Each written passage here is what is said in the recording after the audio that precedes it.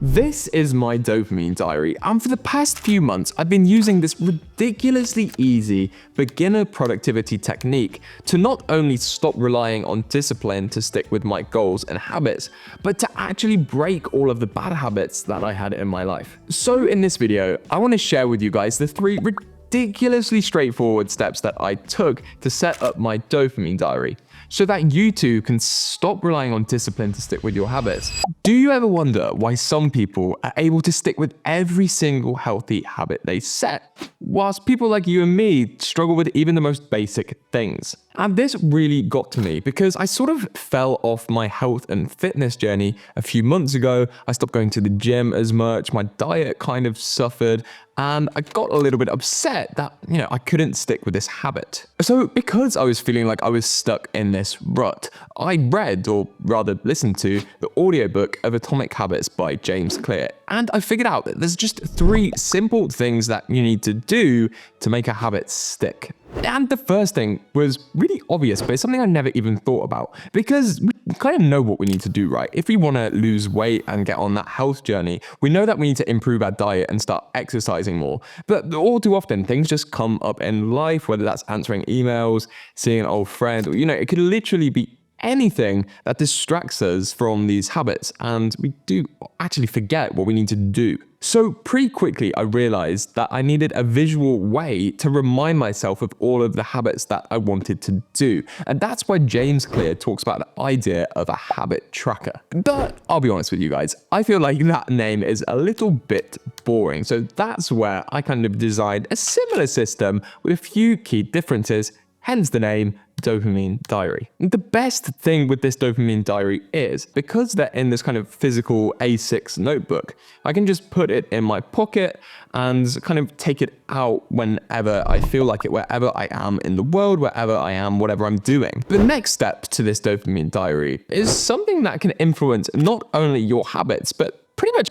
anything that you want to stick to in your life. And it's all to do with this kind of magical substance we all know about called dopamine. And the thing is, even if you're a beginner in this whole kind of productivity space, if you've got a job, or maybe you're a student, you know that it's really important to use a to-do list. And I'm the exact same. But you probably wonder why it's actually so effective, even though it's really, really simple. And the whole idea is that when we tick off something on our to-do list, it gives us this little spike in dopamine and it makes us feel good, right? It's that kind of feel good chemical. Because we've done something hard, our brain's rewarding us with acknowledging that we've done that thing. So in the Dopamine Diary, we have a really similar system. And basically, every time I do one of these habits, I will just tick off that I've done it.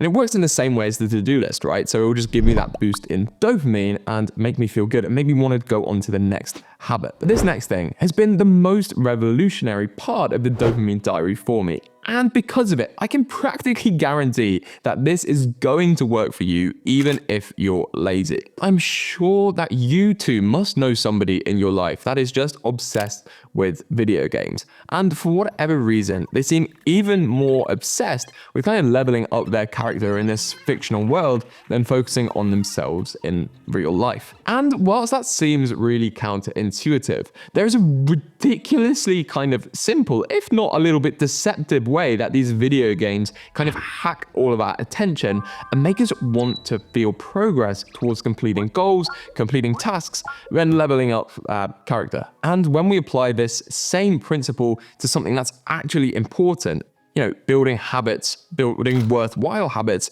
in our real life, well, that's going to make things a lot easier for you.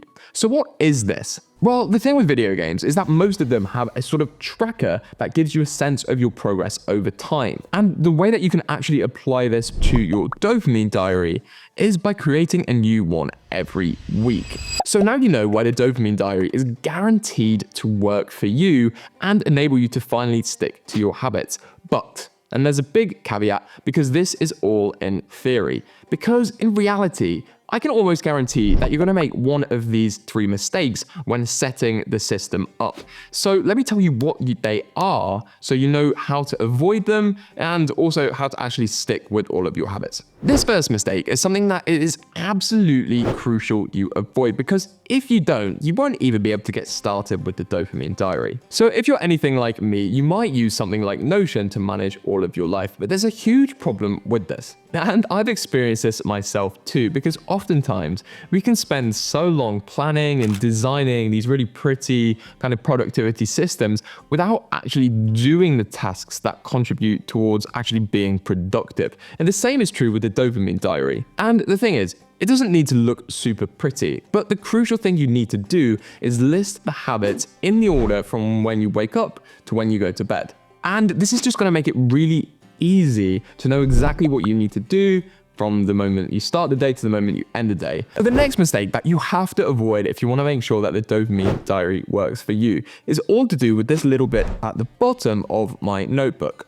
And you'll see here that at the bottom of my Dopamine Diary, I give each of my days of the week a score out of 11. And this is one of my favorite parts of the system, because that means whenever I take my Dopamine Diary out, I can just get a really quick idea of how my week is going, and crucially, how my days were going in terms of sticking on top of my habits. And the reason why this scoring system works so well in the Dopamine Diary is because we can then potentially look at changing our habits depending on how we're keeping up with them throughout the week. The next mistake that you have to avoid when setting up your Dopamine Diary is something that I touched on a little bit earlier, and it's what James Clear calls the 2-minute rule.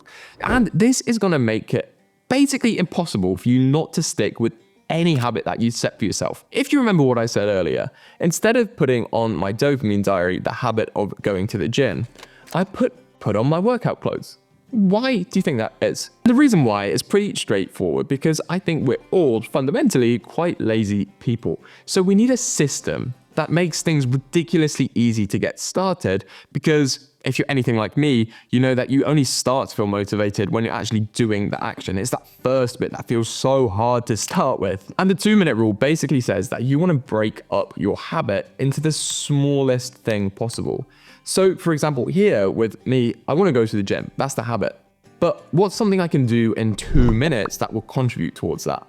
And that's putting on my workout clothes. And it's the exact same with any habit you might have. By this point, you might be wondering how you can level up the Dopamine Diary if you start to find it a little bit easy, or if you want to take it to that next level. So I want to show you the 3 things that I've changed with the Dopamine Diary to mean that I can actually stick with even more habits. First up, you might be wondering why some of these habits are highlighted and why they're in green, blue, and yellow. And this is because I've been using a really simple, straightforward system to manage my life and ensure that I'm actually doing things that are going to make me feel fulfilled in the long term, but also in the day-to-day. And that system is called the 3 pillars of life. So if you look at my Dopamine Diary, the green contributes towards my wealth, the yellow contributes towards my health, and then the blue contributes towards my mindset. And the reason why this works so well in the Dopamine Diary is that I can aim for balance across all of these 3 pillars. Now, I have a question for you, because for the longest time, I thought I was completely bonkers. You know, do you ever wonder why some people just seem to wake up at 6 a.m. and start studying like it's nothing? Or maybe you look at those people that are studying or working in the library at 2:30 in the middle of the night and thinking they're completely crazy. And this is really important, because the thing is, we're all different. And as much as I would love for you to just copy my habits in my Dopamine Diary and have the same success, I don't think you can really do this. Because at least for me, I know that I'm 100% a morning person.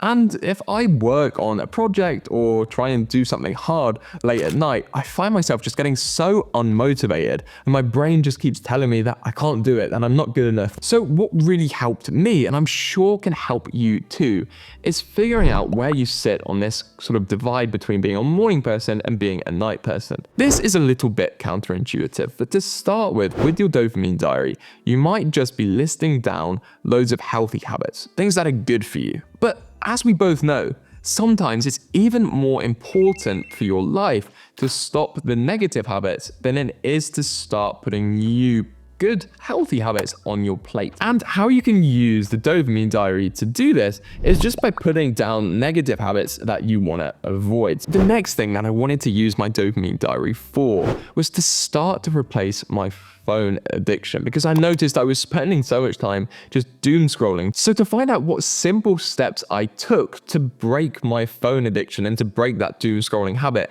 you're going to want to watch this video here. So I'll see you all there.